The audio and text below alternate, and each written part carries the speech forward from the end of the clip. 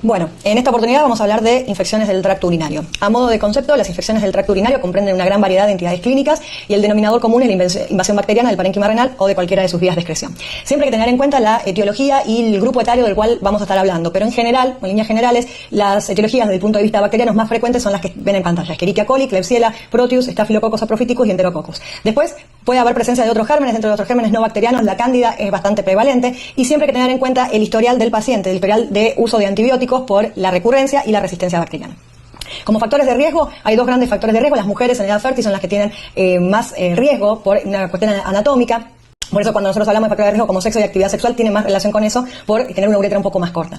La diabetes es un factor de riesgo importante porque genera disminución de la inmunidad y muchas veces es el mecanismo o es la razón por la cual aparecen cetocidosis diabética o hiperglucemias que no tienen una causa clara. La hiperplasia prostática benigna y la estasis urinaria, ya sea por hiperplasia prostática benigna o cualquier otro motivo por el cual genera alteración en el flujo, es un factor importante. Con respecto a los HIV, como cualquier patología asociada al HIV, cuantos menos CD4 tenga, más prevalencia de infecciones, en el caso de infección urinaria, y la instrumentación urológica es un factor importante a considerar, sobre todo teniendo en cuenta factores que hacen a gérmenes más resistentes o etiologías no comunes. Con respecto a otros factores, el embarazo, obstrucción urinaria, lo que hablábamos recién, vejiga neurogénica, y la vejiga neurogénica por dos aspectos. Primero, porque al ser neurogénica y no permitir un vaciado adecuado de la capacidad vesical, presenta retención, incluso reflujo, y segundo porque la vejiga neurogénica requiere muchas veces de cateterismo intermitente y eso, el tener que estar instrumentando la vía urinaria en forma permanente, es un factor de predisposición. Reflujo vesicoureteral también, sobre todo más en los chicos, y después algún otro tipo de factores relacionados ya sea con el huésped o con el germen como factores de biliurencia específicos. La clasificación de las infecciones urinarias las podemos dividir en bajas o altas. Las bajas clásicamente definidas como cistitis, uretritis, y las altas como pielonefritis. Pero también a su vez se clasifican en complicada y no complicada. Cuando hablamos de complicada, cuando hay algún otro tipo de factor que haga presuponer que el germen no va a ser un germen típico o que la resolución va a llevar un poco más de tiempo, como por ejemplo las asociadas a instrumentación, anomalías urológicas, anatómicas o funcionales, enfermedad renal crónica, diabetes, listiasis, obstrucción o inmunosupresión. Cuando hablamos de ITU no complicada, lo más frecuente, una cistitis o una pielonefritis en la mujer no embarazada. La gran mayoría de las otras situaciones clínicas implican algún tipo de grado de complicación. ¿Cómo es la presentación clínica? La presentación clínica puede darse en el caso de la cistitis, que es lo más frecuente, por poliaquiuria, urgencia miccional, disuria, tenesmo vesical y algunos casos por hematuria. Siempre hay que plantearse el diagnóstico diferencial. En el caso de las mujeres es muy frecuente que tengamos como diagnóstico diferencial la vulvovaginitis o herpes genital o cualquier causa de vulvovaginitis, sobre todo por la disuria. Al estar la uretra cerca genera la sintomatología similar, pero la diferencia va a ser el flujo patológico y el interrogatorio del factor epidemiológico. Y en el caso de los hombres, la uretritis, es muy importante hacer esta diferenciación porque la etiología es completamente diferente y tal vez en estas situaciones se requieran hisopados que en una cistitis uno no va a solicitar. ¿Sí? El hecho de que haya disuria, secreción y también el interrogatorio o factor epidemiológico. Con respecto a la pielonefritis, la clínica es bastante característica, suele presentarse con fiebre, es frecuente la presencia de escalofríos o de bacteriemia, dolor lumbar, dolor en el ángulo costovertebral, dolor abdominal, es muy frecuente que haya dolor abdominal si está acompañado de litiasis, porque en este caso muchas veces lo que predomina es la clínica del cólico renal antes que la clínica de la pielonefritis, y como otros síntomas asociados, náuseas y vómitos, y también síntomas de ITU baja. Y suelen tener síntomas de repercusión general como la astenia, la adinamia. Siempre hay que tener en claro, tener presente un paciente que tiene clínica de una cistitis, pero con un cuadro de mayor compromiso general, con fiebre o náuseas o vómitos, no considerar que no tiene una cistitis porque no le duele la espalda o no tiene dolor lumbar. Siempre hay que considerar la posibilidad de una pielonefritis. Los casos más graves o que evolucionan más torpidamente pueden llevar a presentar sepsis y cualquiera de sus manifestaciones.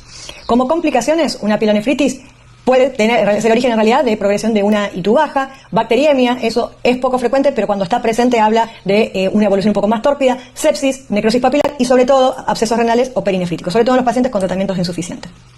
¿Cómo se hace el diagnóstico? Más allá del interrogatorio, examen físico, que es la parte más importante del diagnóstico, el paso siguiente es una toma de muestra de orina, una orina con una técnica de chorro medio. Esto es fundamental para poder tener una interpretación correcta de lo que nosotros vamos a encontrar en la orina, o también en otros casos puede hacerse punción suprapúbica, cultivo de orina por cateterismo y punción proximal de sonda. Es muy importante que cuando uno considera punción proximal de sonda, la sonda tiene que haber estado recientemente colocada. No se puede considerar un urocultivo de una sonda que lleva puesta más de 48 horas. En el caso de que sea difícil, lo que hay que hacer es recolocar la sonda vesical y en ese caso tomar el recambio de sonda. El diagnóstico siempre se hace con urocultivo con antibiograma.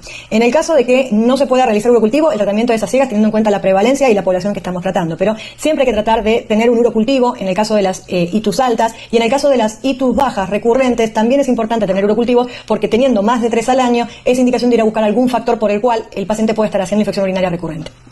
Siempre hay que solicitarlo en pacientes inmunosuprimidos y en varones. El recuento que se considera como dato positivo es más de 10 a la 3 unidades formadoras de colonias y en el caso de un cultivo de orina por cateterismo en un paciente sondado, previo a recambio de sonda, el punto de corte es 10 a las 2. ¿Qué datos vamos a encontrar en el sedimento de orina? Generalmente leucocituria, más de 10 por campo, piuria, no sé, la presencia de piocitos en la orina es un indicador bastante sensible de infección en un paciente que tenga síntomas. Y en el caso de una bacteriuria, también en el caso de que un paciente tenga síntomas. Tener en cuenta también el concepto de bacteriuria asintomática, que es el caso de presencia de bacterias en orina con un paciente que no presenta ningún tipo de síntomas, que en ese caso, salvo excepciones, no requiere tratamiento. Los hemocultivos se realizan en todo paciente que presenta infección grave ante signos de sepsis o un paciente que requiera hospitalización. Es muy importante la toma de hemocultivos porque eso permite ajustar muy bien el tratamiento antibiótico, y las infecciones urinarias bajas no complicadas no requieren toma de hemocultivos porque la posibilidad de bacteriemia es bastante corta. Hablamos recién de bacteriuria asintomática. ¿Cómo se define la bacteriuria asintomática en las mujeres? Como la presencia en al menos 2 muestras de urocultivo de un recuento de más de 10 a las 5 unidades formadoras de colonias, y esto es fundamental siempre en ausencia de síntomas. En el caso de los hombres, una muestra con más de 10 a las 5 unidades formadoras de colonias con aislamiento de una sola especie sin síntomas. ¿Por qué la diferencia entre hombres y mujeres? Porque es mucho más dificultosa la toma de muestra en las mujeres que en los hombres, por eso el punto de corte de 2 urocultivos para las mujeres y de 1 urocultivo solo para los hombres. En el caso de los pacientes sondados, una muestra más de 10 a las 2 unidades formadoras de colonias. En los únicos casos en donde se trata la bacteriuria asintomática es en la paciente embarazada por el riesgo de desencadenar contracciones. Y siempre hay que considerar el tratamiento en caso de los pacientes que van a ser sometidos a instrumentación del tracto urinario, o últimamente en los pacientes que van a colocarse prótesis de cadera por fracturas. También se suele utilizar la práctica de ir a buscar el urocultivo y hacer tratamiento antes de la cirugía. Infección urinaria en los pacientes sondados es una causa frecuente de infección nosocomial. Los factores de riesgo tienen que ver con el tipo de sondaje y el tiempo de sondaje, el sexo femenino y la diabetes. Y por lo general hay 2 grandes vías de infección, que son el ascenso intraluminal y el ascenso pericatéter, que es el más importante. Estos pacientes suelen tener mayor tasa de infección, suelen tener gérmenes mucho más resistentes. Es muy importante conocer la flora del paciente, si ya son varios episodios que presenta, porque eso permite ajustar adecuadamente el tratamiento antibiótico y no perder tiempo con antibióticos de bajo espectro que no le pueden generar ningún tipo de beneficio. La muestra ideal para hablar de infección urinaria en este tipo de pacientes es la toma de la muestra de orina por cateterismo previo recambio de sonda o hasta 48 horas después de haber cambiado la sonda vesical.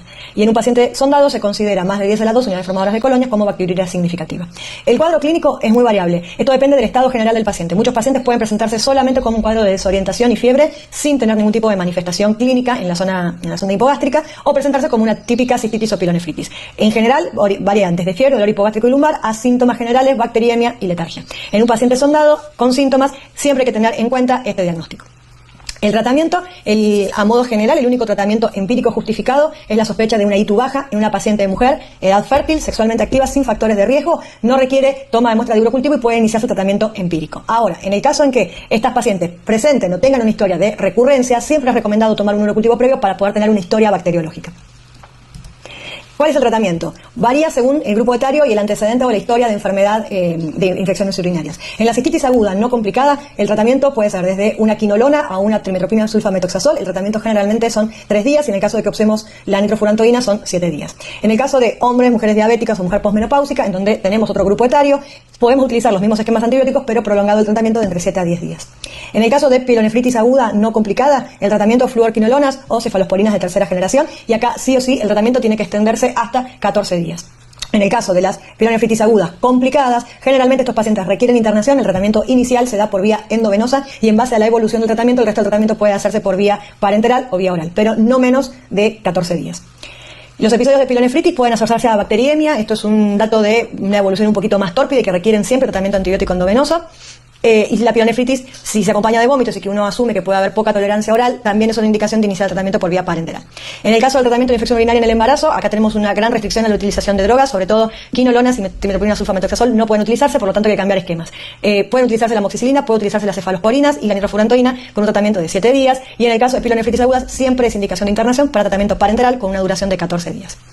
En el caso del paciente sondado, esto hay que valorar muy bien el estado clínico. Acá los pacientes sondados suelen estar sondados porque tienen muchas más comorbilidades, entonces lo que determina la elección del tratamiento es en general las comorbilidades y el estado general del paciente. Si la enfermedad es leve a moderada, es decir, tiene poca repercusión sistémica, pueden utilizarse fluoroquinolonas, cefalosporinas de tercera generación, con una media de tratamiento de 10 días. En el caso de enfermedad grave estamos hablando de repercusión general, bacteriemia, hipotensión, descompensación de otras enfermedades prevalentes o presentes en el caso del paciente. Entonces, en este caso, sobre todo la vía de elección es la vía parenteral. Pueden usarse los mismos esquemas antibióticos, pero acá la duración de tratamiento es de al menos 14 a 21 días.